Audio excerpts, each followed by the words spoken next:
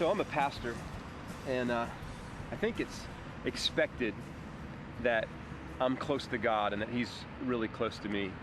But if I could be honest, there are times when I just feel like God's a million miles away. And it's this weird thing because I know that He's everywhere, and so it makes me ask the question, if you're everywhere, how come it seems like you're nowhere?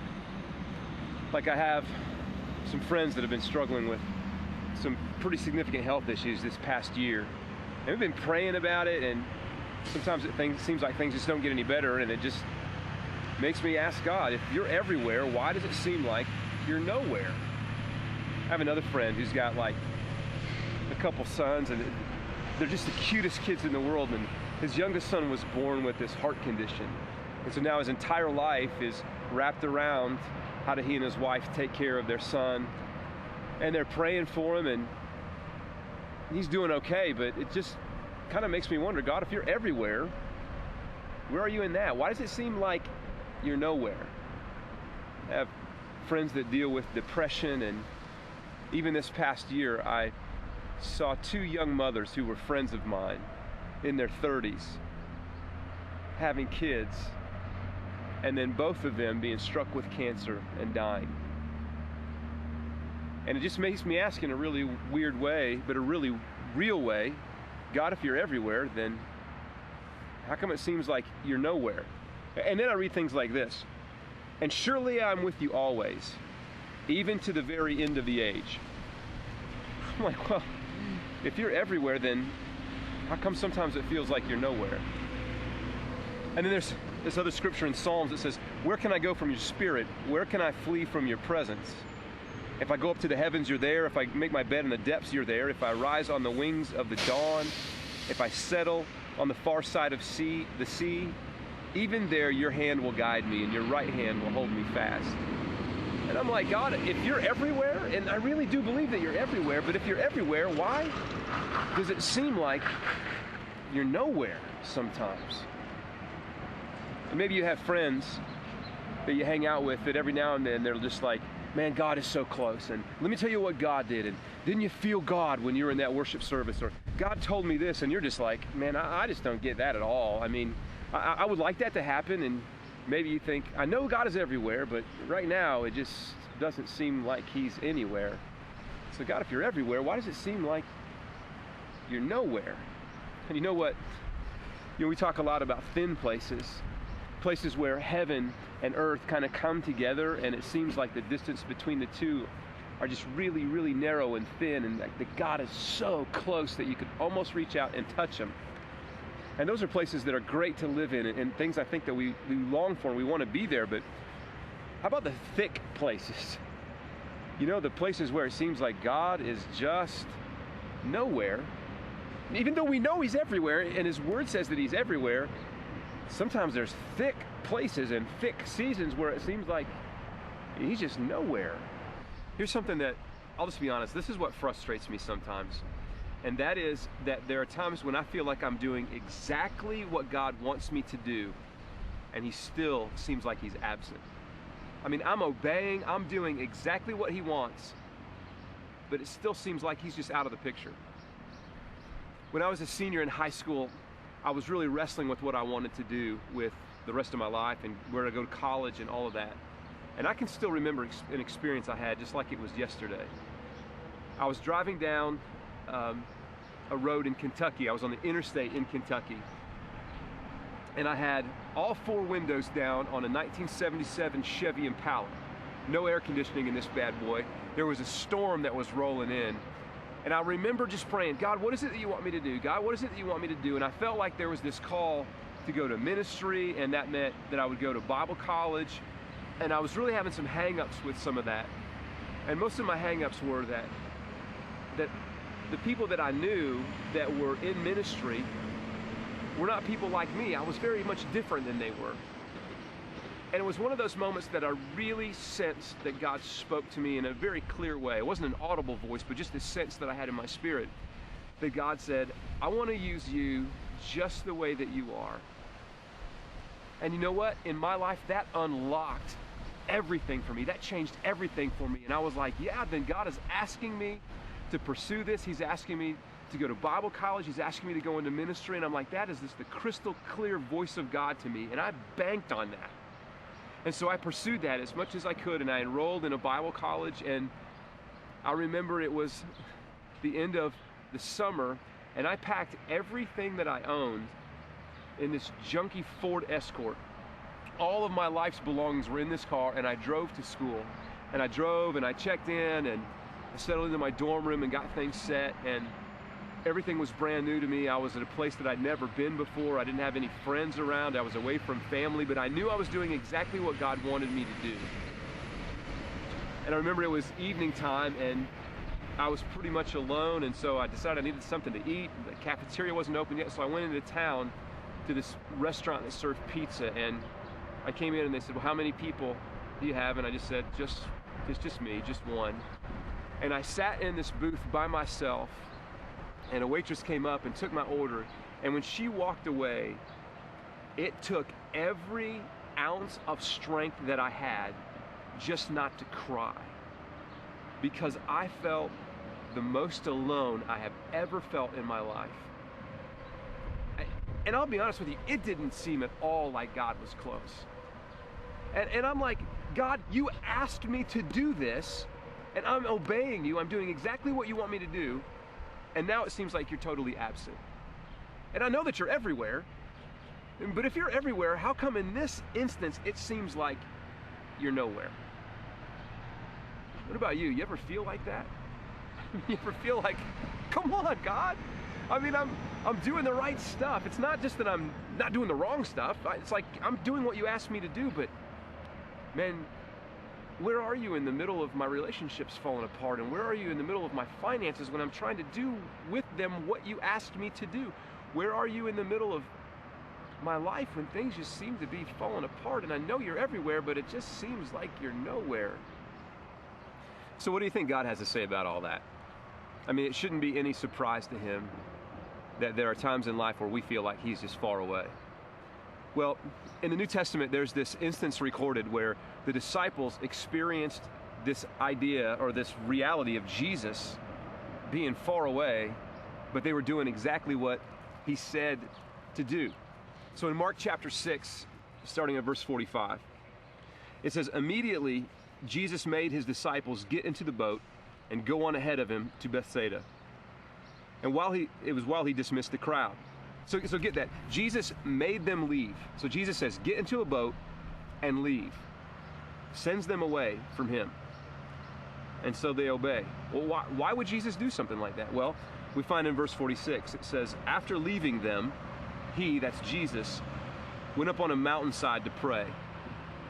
And it's because spending time with the Father was Jesus' top priority. And we can spend some time talking about that, but let's go on and we'll look at what the disciples did as they obeyed Jesus. So verse 47, when evening came, the boat was in the middle of the lake, and he, that's Jesus, was alone on land. So you've got the disciples in the middle of a lake, rowing their boat across, doing exactly what Jesus said, and Jesus is not there. Now what we know is that it's night, it's evening, it's dark, and they're on a lake, and that's just not good.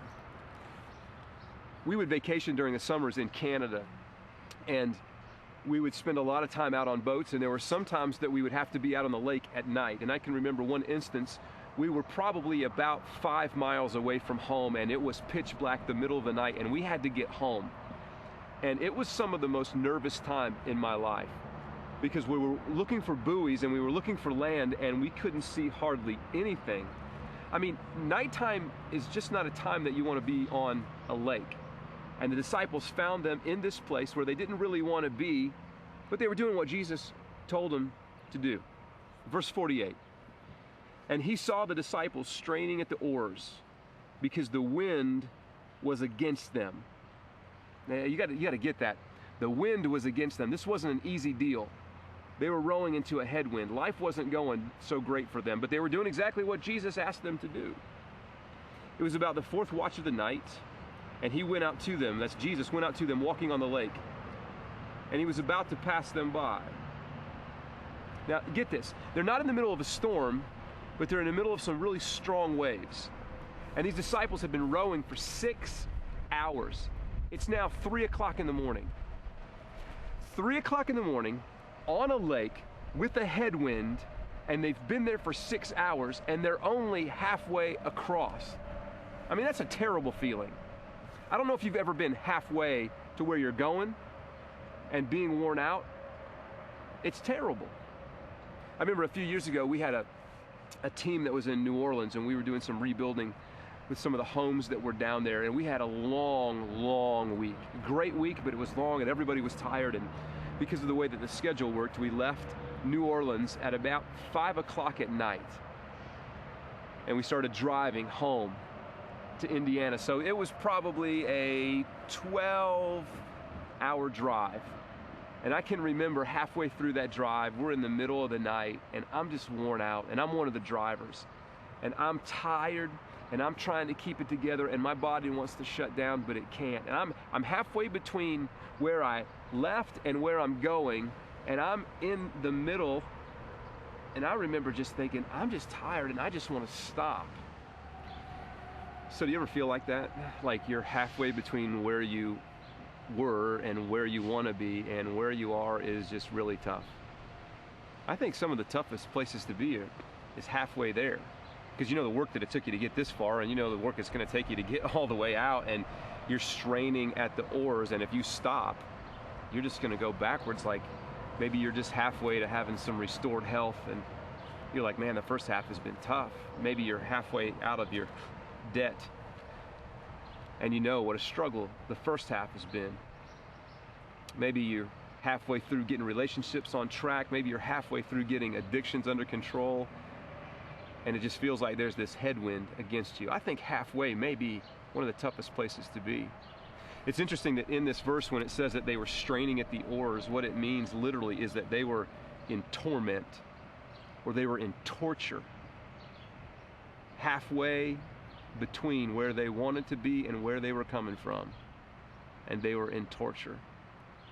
And they had to have been asking the question, God, if you're everywhere, how come you're not here right now? And I bet that in the middle of that headwind, that the struggles seemed bigger than God. I know that happens to us.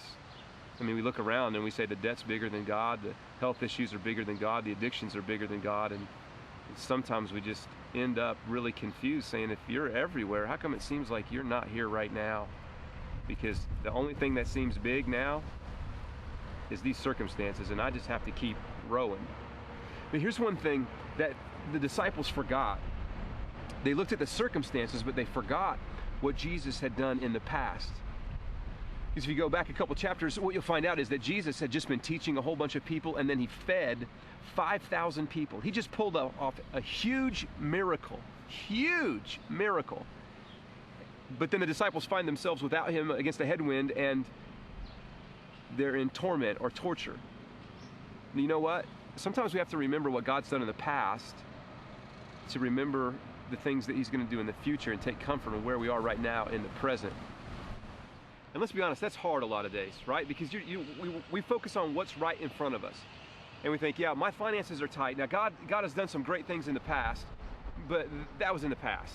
But right now, my finances are crazy tight. Well, I know that God healed in my family in the past, but that was in the past. Well, I know that God pulled off this in the past, or God spoke to me in the past, but that was in the past. But here's the thing. If he did a miracle in the past, who's to say that he can't do it again right now? In the middle of the storm, in the middle of pushing against the headwind. What's to say that he can't do that right now? Here's the thing that the disciples forgot. Here's the thing that we've got to get. Here's the mistake that they made and that we make all the time, is we've got to realize this, that the wind that's against us is not as big as the God who's for us. Man, you got to get that. I mean, that's good. The wind that is against us is not as big as the God who is for us. So we'll go on. Verse 49. But when they, that's the disciples, when they saw him walking out on the lake, they thought he was a ghost. They'd forgotten all about him. They were so concentrated on the wind. And they cried out because they all saw him and they were terrified. How come these guys freaked out? because they were all worried so much about their present circumstance that they forgot about what God can do. They forgot about what Jesus could do. They forgot that he just pulled off a huge miracle. He just fed 5,000 people. And they started looking at the wind, and they forgot that the wind that was against them is not bigger than the God who was for them. See, the wind can't stop his presence, man. The waves can't stop his presence. Your financial condition can't stop his presence. The health issues can't stop his presence. The addictions can't stop his presence. Why do we look at those things all the time and we're like, well, they're just so big, I guess they'll stop the presence of God? His presence is unstoppable, even if you're halfway between where you started and where you're going, and even if you feel, if I let up for a moment, it's all going to start going backwards. We've got to take our mind off of the circumstances and onto the presence of God, because the wind that's against us is not bigger than the God that's for us. James talks about this when he talks about us asking God for things, and he says that when we ask, we need to not doubt, because if we do, we're a double-minded man. And in the original language, what that means is that it's like we have two souls. Like we have one soul for the circumstance and one soul for God. And a lot of times, our entire soul is wrapped around the circumstance and not around God. And if he did it once before, he can do it again. And what we need to say is that the God that is for us is bigger than the wind that's against us. It's something that we've got to remember. So here's what happens. It says, immediately he, that's Jesus, spoke to them, the disciples, and he said this, "Take courage, it is I, don't be afraid." Why? Why would Jesus have to say, don't be afraid and take courage? Why would he have to introduce himself back into the situation? He had to introduce himself back into the situation because they forgot about him. Because they thought that the wind that was against them was bigger than the God that was for them. And Jesus had to make an introduction back into the situation. Man, that happens with us, doesn't it? We focus so much on the circumstances that Jesus sometimes has to introduce himself back into the situation, because we look at the wind and the waves more than we do at God. It says, then Jesus climbed into the boat with them, and the wind died down. Man, his presence makes the wind die down. And they, the disciples, were completely amazed, because they had not understood the loaves, and their hearts were hardened. And so this boat is full of guys who are looking at the wind and not at God. Except there's one guy in the boat. Now, Mark doesn't record this, but actually Matthew does in Matthew chapter 14. There's this guy in the boat named Peter, and Peter gets it. It's like he sees the clear picture. He's like, oh man, it's Jesus. And that changes the whole circumstance. That changes the whole situation. And now he's not looking at the wind, he's looking at Jesus, and he wants something different. So listen to what Peter says. "Lord, if it's you," Peter replied, "then tell me to come to you on the water."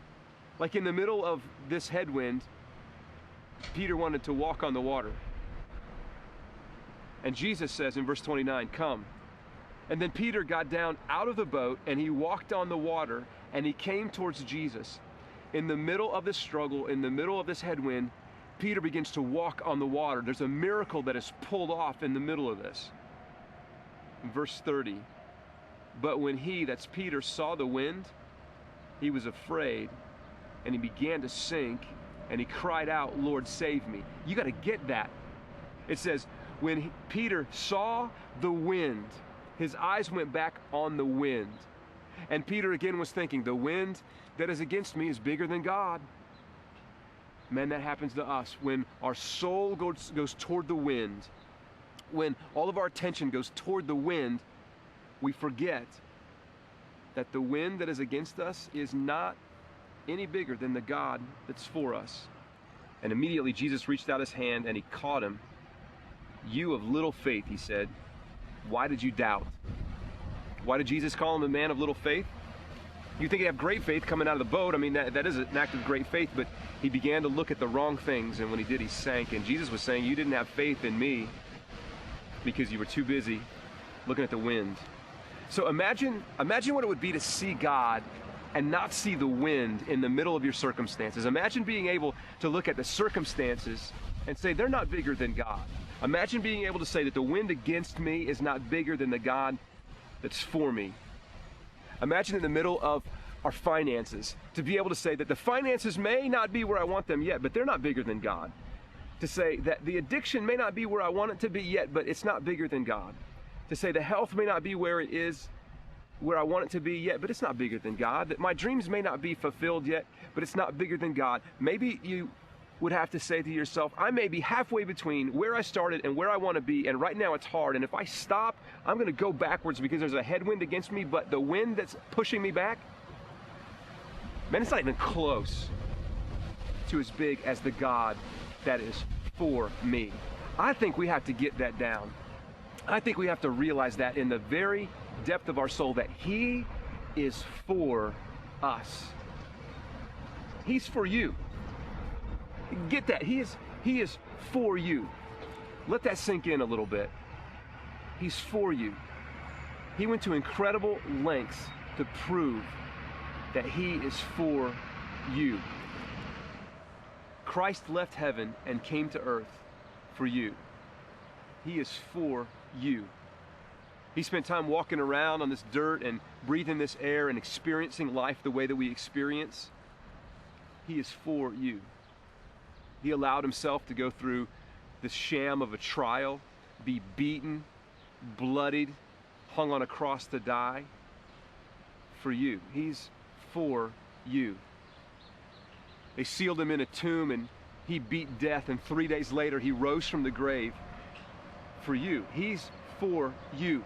He took the punishment of your sins on Himself and proved who He was by His resurrection for you. He is for you. And Christ left earth and went back to heaven where He reigns at the right hand of the Father. He is for you. And one day He's coming again, and life is going to change in the twinkling of an eye, we're told. He is for you. He's the creator of everything seen and everything unseen. He is for you. He's the sustainer of you in the middle of the wind. He is for you. He's the one that gives you life and breath and thought and imagination and love. He's for you. And what then shall we say in response to this? If God is for us, then who can be against us?